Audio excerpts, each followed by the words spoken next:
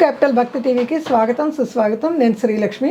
ఈరోజు మనతో శ్రీ శ్రీ శ్రీ ఆనంద శివకామేశ్వరి ఆశ్రమం పీఠాధిపతి, ప్రముఖ ఆధ్యాత్మికవేత్త శ్రీ శివకామేశ్వరి ఆనందమయ్య గారు మనతో ఉన్నారు. శివకామేశ్వరి గారు నమస్కారం అండి. నమస్కారం శ్రీలక్ష్మి గారు. శివకామేశ్వరి గారు, మన ప్రేక్షకుల్లో ఒకరు ప్రశ్నించిన ప్రశ్న చాలా ఇంపార్టెంటే అనిపిస్తుంది. ప్రతి ఒక్కరికి తెలియాలి ఈ సమాధానం అన్నట్టు అనిపిస్తుంది నాకు. ఆ ప్రశ్న ఏమిటంటే, పుట్టిన వాళ్ళు మరణించక తప్పదు, మరణించిన వారు పుట్టుక తప్పదు అంటారు. అది భగవద్గీతలో కూడా చెప్పారు కదా. అవును. మరి పుట్టుక కాలచక్రం తిరుగుతూ ఉంటుంది కదా. పెద్దలకి పితృదేవతలకి చేయకపోతే తప్పంటారు, శాపాలంటారు, పాపాలంటారు. వీరు మరి పుడుతున్నారు వెళ్తున్నారు కదా. మనం చేసేవి ఎవరికి వెళ్తున్నాయి, మూలం ఎక్కడుంది అని ప్రశ్న వేశారు. చాలా ప్రశ్నకి సమాధానం కావాలండి. తప్పకుండా తెలియజేస్తానమ్మా. తెలుసుకోవాల్సిన విషయం కూడా. తెలుగు క్యాపిటల్ భక్తి టీవీ వీక్షిస్తున్న ప్రేక్షకులందరికీ శ్రీమాత్రే నమః. పితృదోషాలతో ఈ మధ్య చాలా బాధపడుతున్నారు చాలా మంది. చాలా. ఎందుకంటే ఈ పితృదోషాలు ఎలా ఉంటాయంటే అమ్మా, మనిషిని బతకనీయవు, సావనీయవు అన్నట్టుగా ఉంటాయి కొంతమంది పరిస్థితి అమ్మా. నిజమేనండి. అప్పుల బాధలు, కోర్టు గొడవ ఒకటి కాదండి. అసలు ఆ ఇంట్లో భార్యాభర్తల గొడవలు, ఎప్పుడు ఎదక్కపోవడము, చికాకులు ఒకటి కాదు. పుత్ర సంతానం లేకపోవడము, ఒకవేళ పుత్ర సంతానం ఉంటే యోగ్యులుగా ఉండకపోవడము, అది ఇంకా బాధ కదండి. ఇలాంటివన్నీ కూడా ఈ పితృదోషం వల్ల ఏర్పడుతూ ఉంటాయమ్మా. అసలు ఈ పితృలోకం ఏంటి? మీరన్నట్టు జాతస్య హి ధ్రువో మృత్యు, పుట్టినవాడు చచ్చిపోతున్నాడు, చచ్చినవాడు పుడుతూ ఉన్నాడు. మరి పితృ ఎక్కడి నుంచి వచ్చాయి పితృదోషాలు అని కూడా నన్ను కూడా అడిగారమ్మా ఒకటిది. అసలు పితృలోకం ఎక్కడుంది అంటే, భూలోకానికి స్వర్గానికి మధ్యలో ఉండేదే పితృలోకం. భూలోకానికి స్వర్గానికి మధ్యలో ఉండేటటువంటిదే పితృలోకం. మనిషి తన ఆత్మని, ఆత్మ ప్రయాణం ఎలా, ఆ యొక్క శరీరాన్ని వదిలేసిన తర్వాత చూడండి, 11వ రోజు వరకు మనకి మైల అని పడతారు. అంటే అశౌచంలో ఉంటాం మనం. ఇది ఎందుకు సైంటిఫిక్గా తెలుసుకుందాము, అటు శాస్త్రపరంగా కూడా తెలుసుకుందాం. 2 రకాలుగా. ఈ జీవిని వదిలేసినటువంటి ఆత్మ మళ్ళీ ఆ శరీరంలోకి ప్రవేశించడానికి కొంత ప్రయత్నం చేస్తుంది, ఆ దహన సంస్కార క్రియ జరగనంత వరకు. ఆ దహనం అయిపోయిన తర్వాత శరీరము ఆ ఆలుబిడ్డల్ని, ఆ బంధువుల్ని వదలలేక ఆ 11 రోజులు కూడా అక్కడక్కడే ప్రయాణం చేస్తూ ఉంటుంది. ఈ ప్రయాణం చేసినప్పుడు ఏమవుతుంది చూడండి, ఇక్కడ ఇందులోనే ఆన్సర్ ఉంది.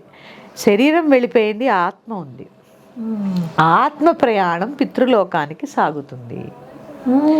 మరి మళ్ళీ పుడతారు కదా అంటే, నువ్వు చేసిన కర్మను బట్టి నీకు ఆ శరీరం దొరికే వరకు నువ్వు పితృలోకంలో ఉండాల్సిందే. ఉండాల్సిందే.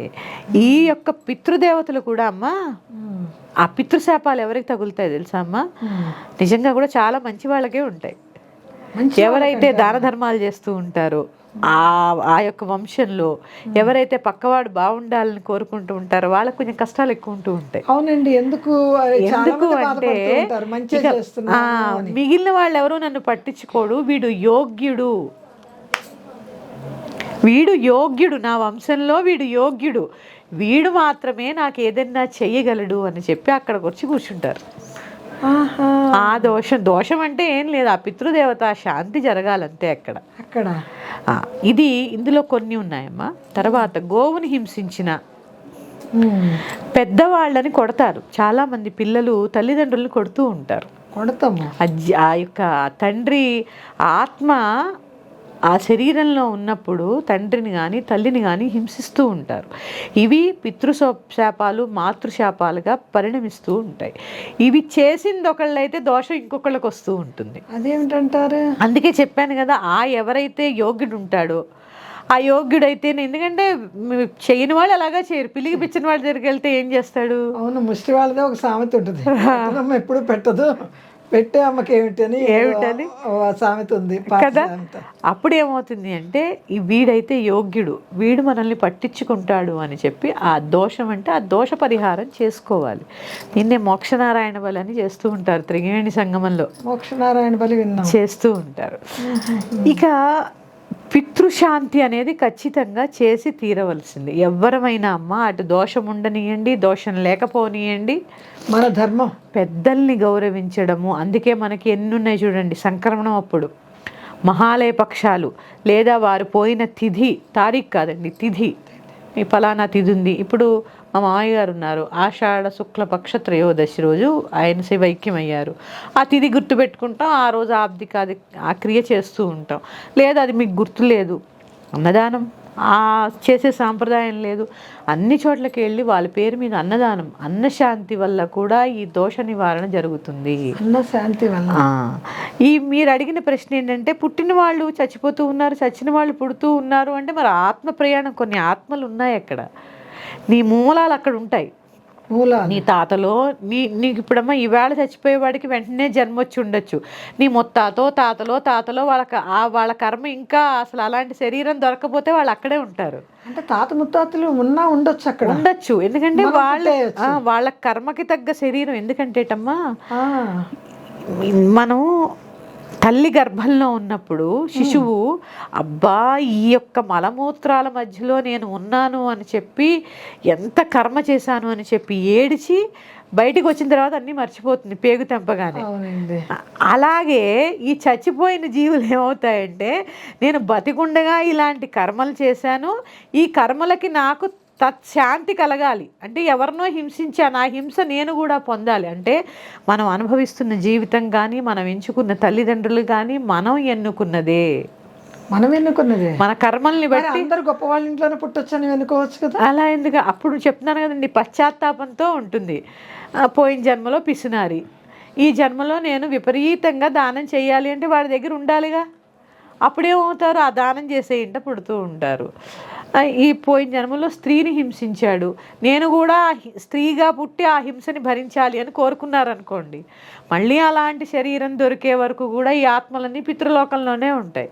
మరి వాటికి శాంతి ఇక్కడ ప్రత్యేకించి ఏంటంటే అమ్మ, ప్రతి సంవత్సరం ఒకసారి అబ్దికం పెడుతూ ఉంటాను చనిపోయిన తర్వాత. ఒక సంవత్సరం ఒక రోజు వాళ్ళకి, ఒక సంవత్సరం ఒక రోజు.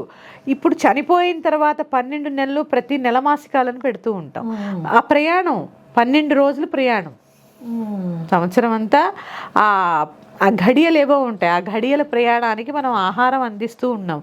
మరి ఇక్కడ పెట్టింది అక్కడ ఆహారం తీసుకుంటారా?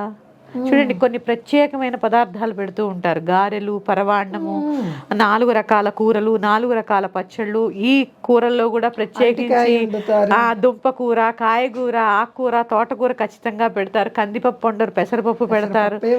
ఇవన్నీ ఆ మంత్రాలని గనక మనం డీకోడ్ చేయగలిగితే వాళ్ళు వెళ్ళే మార్గానికి ఇవన్నీ కూడా దారి అన్నమాట. ఈ మంత్రాలు, ఈ ఆబ్దిక మంత్రాలు కానీ, మాసిక మంత్రాలు కానీ డీకోడ్ చేస్తే ఆ ప్రయాణానికి దారి, అదంతా ఇలా వెళ్ళాలి అని చెప్పి అదంతా దారి. అందుకే ఆహారాన్ని అందిస్తూ ఉంటాం. సంవత్సరానికి ఒకరోజు ఎందుకు పెడతామంటే, మనకి సంవత్సరం కానీ వారికి, దేవతలకు కానీ, పితృలోకంలో ఉన్న వాళ్ళకి కానీ ఒక్కరోజే. అందుకని ప్రతిరోజు భోజనం పెడుతున్నట్టే మనం. అందుకని గుర్తు పెట్టుకుని ఈ యొక్క ఆబ్దికాది కర్మలు నిర్వహించకపోవడంలో కూడా పితృదోషాలు కలుగుతాయి, పుత్రపౌత్ర అభివృద్ధి జరగదు ఆ ఇంట. అవునండి, దేవతల కన్నా కూడా పితృదేవతలు ఇచ్చే ఆశీర్వచనం బలంగా ఉంటుందమ్మా. ఎందుకంటే నీ జన్మకి కారణమే ఆ మూలం. మరి ఆ మూలాన్ని నువ్వు గుర్తించుకోకపోతే ఎట్లా? ఇది పుట్టిన వెంటనే మళ్ళీ చచ్చిపోరు, చచ్చిపోయిన వెంటనే మళ్ళీ జన్మించరు. వాళ్ళ కర్మను బట్టి కొన్ని రోజులు అక్కడ, ఇప్పుడు సూసైడ్ చేసుకుని చనిపోయారు అవునండి, వాడు ఎన్ని వేల సంవత్సరాలు ఆ ఆత్మ ఒక చెట్టును పట్టుకుని, ఎందుకంటే వాడికి జన్మ ఇవ్వరట తొందరగా, ఎందుకంటే ఆత్మని బలవంతంగా జీవి నుంచి ఆత్మని వేరు చేశాడు. అది ఎంత పాపం, మహాపాపం. ఆ పాపం అనుభవించాలి అంటే అలా వేళ్లాడుతూ ఉండాలి. అలా ఎలాగా గబ్బిలాల్లా వేళ్లాడి వేళ్లాడి వేళ్లాడి ఎన్ని జన్మలో మళ్ళీ ఆత్మహత్యగానే పుట్టి మళ్ళీ ఒక్కొక్క జన్మకి మామూలు చావు వస్తుందట వాళ్ళకి.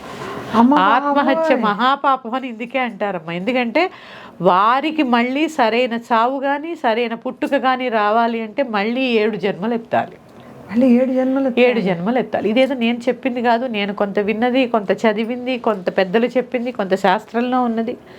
అందుకే ప్రత్యేకించి పితృలోకము చూడండి, మనకు ఒక గోత్రం ఉంటుంది. ఇప్పుడు నా గోత్రం ఉంది, మా పుట్టింటి వారిది శ్రీవత్స గోత్రము.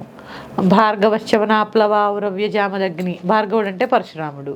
నేను పరశురాముడి యొక్క భార్గవశ్చవనుడు, ఆప్లవ ఔరవ్య జామదగ్ని, ఈ వంశం నుంచి నేను వచ్చాను. మరి వీళ్ళు గుర్తుపెట్టుకోవాలిగా, నేను వీళ్ళని గుర్తుపెట్టుకోవాలి కదా. ఈ వీటి నుంచే వచ్చారు. ఈ యొక్క 5 ఋషుల నుంచే పుట్టాం మనం. శ్రీవత్స గోత్రికులు అందు నుంచి పుట్టారు. మరి వాళ్ళ రుణం తీర్చుకోవాలి కదా. నీ జన్మకి కారణం వీరు. ఒక్కళ్ళకి ఒక గోత్రం ఉంటుంది. గోత్రం అంటే ఇదేనమ్మా ఈ హిందూ ధర్మంలో ఉండేటటువంటి గొప్పతనం ఇదే. చూసారా, మనం ఆత్మ పరమాత్మ ఇలా మాట్లాడుకుంటూ వెళితే ఆఖరికి ఆ శరీరాన్ని వదిలేసినటువంటి ఆత్మకు కూడా కొంత ప్రయాణం ఉంటుంది. మళ్ళీ అవి పుట్టడానికి పుడుతూ ఉంటారు, చస్తూ ఉంటారు, అంటూ ఉంటారు. వెంటనే పుట్టరు, వెంటనే చచ్చిపోరమ్మా. మళ్ళీ తత్ శరీరం దొరికేదాకా అక్కడే ఉంటారు. అప్పుడు వారికి శాంతులు అనేవి ఎక్కడ కొంతమందికి ఏంటంటే బతికి ఉన్నప్పుడు కొన్ని కోరికలు తీరకుండానే వెళ్ళిపోతూ ఉంటారు మధ్యలో. ఆ వెళ్ళిపోయినప్పుడు ఏంటి అంటే వీరికి ఆ ప్రయాణంలో కొంత అది ఉండిపోతూ ఉంటుంది. అది పిల్లలు తీర్చాలని చెప్పి కొన్ని చెప్తూ ఉంటారు. పిల్లలు తీర్చాలి అని అంటూ ఉంటారు. ఇది ఎంతవరకు నమ్ముతాము అంటే నమ్మాలి. ఎందుకంటే కర్మ సిద్ధాంతం మీద మన భూమి మనం నడుస్తున్నాం కాబట్టి నమ్మాలి. అందుకని మీరు అడిగిన ప్రశ్నలో సమాధానం ఏంటంటే పుట్టిన వాళ్ళు వెంటనే చచ్చిపోరు, చచ్చిపోయిన వారు వెంటనే పుట్టరు. కొంత వ్యవధి ఉంటుంది. మన యోగ్యతను బట్టి, మనం ఎంచుకున్న దాన్ని బట్టి మళ్ళీ మన జన్మ ఉంటుంది. అందుకే ఒక జన్మలో పురుషుడు అయి ఉండొచ్చు, ఒక జన్మలో స్త్రీ అయి ఉండొచ్చు, ఒక జన్మలో కుక్క అయి ఉండొచ్చు. 84 లక్షల జీవరాశుల్లో ఎక్కడో అక్కడ పుట్టుతాం. అది నీ చాయిస్, మన చాయిస్ అంటారు. అంతే. మరి నీ యొక్క కర్మని నేను తప్పు చేశానా ఎందుకంటే పశ్చాత్తాపం ఇప్పుడు చూడండి అక్కడ యథార్థంగానే ఉంటారు. ఇలా జన్మలో ఉన్న మోసాలు పెడతాము. ఎప్పుడైతే అమ్మా ఎందుకే చెప్తున్నాను, అటు ఆధ్యాత్మికతలో చెప్పినా ఇటు భౌతికంగా చెప్పినా ఈ స్థూలంలోనే ఉంది రచ్చ అంతా. ఈ స్థూలాన్ని ఎప్పుడైతే వదిలేస్తామో ఆ సూక్ష్మం అంతా పవిత్రం. అందుకనే మనిషి మసిబిసి మారేడికాయ చేసేస్తాడు మనిషిగా. ఈ శరీరాన్ని కుదరదు. ఈ శరీరాన్ని వదిలేయగానే పశ్చాత్తాపం ఏర్పడుతుంది. అందుకే చూడండి చాలా కష్టాలు పడుతూ ఉంటారు కొంతమంది. ఇప్పుడు ఏం గుర్తుండకపోవచ్చు, కానీ నువ్వు ఎంచుకున్న జీవితమే అది. నేను పోయిన జన్మలో ఏదో తప్పు చేశాను, ఈ తప్పుకి నాకు శిక్ష కావాలి. ఎందుకంటే మోక్షం కోసమే మనిషి పుడుతూ ఉంటాడు. అది జన్మలు ఎత్తి ఎత్తి ఎత్తి ఎత్తి ఎత్తి ఏ నాటికి వచ్చానండి మోక్షం. అది అంటే అది వచ్చేదాకా ఇవన్నీ పరీక్షలు అనమాట, తప్పదు. అందుకే జాతస్య ధ్రువో మృత్యు. మళ్ళీ మనిషిగా పుడతాడని చెప్పలా, పుడతాడు. ఎలా పుడతాడండి? 84 లక్షల జీవరాశుల్లో పుడతాడు. అందుకే నేను ఎప్పుడూ చెప్తాను, జంతువునాం నరజన్మ దుర్లభం.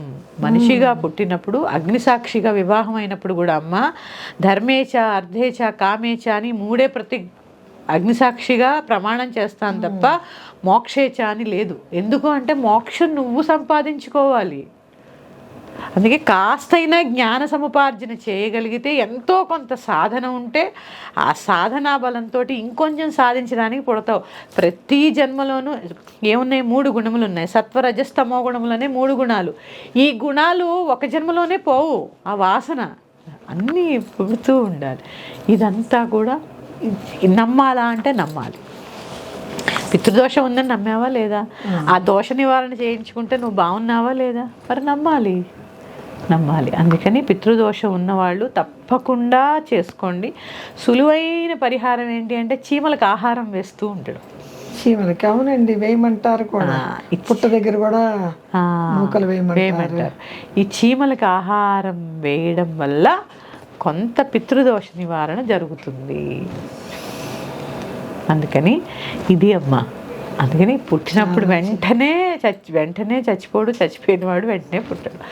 అందుకే దైవలోకం, ఋషిలోకం లాగా పితృలోకం. ఈ పితృలోకం భూమికి స్వర్గానికి మధ్యలో ఉంటుంది. ఆ పితృలోకానికి ప్రయాణం యముడి యొక్క కనుచూపులో, యముడి యొక్క దాన్ని ఏమంటారు పరిశీలనలో ఆ లోకంలోకి అడుగు పెడతాం. అంటే మరి పాప పుణ్యాలు బోడు చేసేస్తాం మనకి అక్కడ. మరి నరకం స్వర్గం అంటారు కదా, పితృలోకానికి ముందు పితృలోకానికే వెళ్ళాలి. అక్కడి నుంచి మన యోగ్యతను బట్టి స్వర్గంలో కొంత, నరకంలో కొంత అనుభవించి మళ్ళీ పుడతారు. ఇంకా ప్రాసెస్ అక్కడితో అయిపోయేది కాదు. ఇప్పుడు చనిపోగానే ప్రయాణం పితృలోకానికి వెళ్ళిపోతాం. ఆత్మ పితృలోకానికి వెళ్ళిపోతుంది. ఆ పితృలోకం నుంచి ప్రయాణం స్వర్గానిక, నరకానిక, మళ్ళీ జన్మించడానిక, అవన్నీ లెక్కలు వేయడానికి ఆయన ఎవరు చిత్రగుప్తుడు ఉంటాడుగా, చూస్తూ ఉంటాడు. ఇది అమ్మ, ఇది చాలా లోతైనటువంటి విషయం. ప్రశ్న చిన్నదే కానీ నాకు తెలిసిన పరిధిలో నేను వివరించాను. మరి యొక్క అంశంతో మీ ముందుకు వస్తాను. శ్రీమాత్రే నమః. స్వస్తి. చాలా బాగా వివరించారండి, మాకు చాలా అర్థమయ్యేట్టు వివరించారు. శ్రీమాత్రే నమః.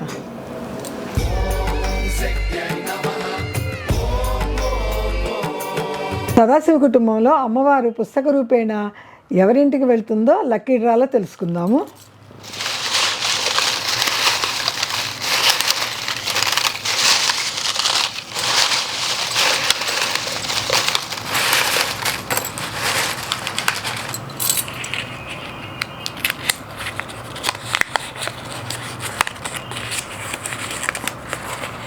పులి హిమబిందు, కృష్ణలంక. హిమబిందు గారు మీకు అతి త్వరలో తెలుగు క్యాపిటల్ భక్తి టీవీ వారు పుస్తకం అందజేస్తారు. మీరు పుస్తకం అందుకోగానే అమ్మవారి గురించి భక్తి శ్రద్ధగా 2 మాటలు చెప్పి పుస్తకం అందిందని ఒక చిన్న వీడియో చేసి పంపించండి. శ్రీమాత్రే నమః.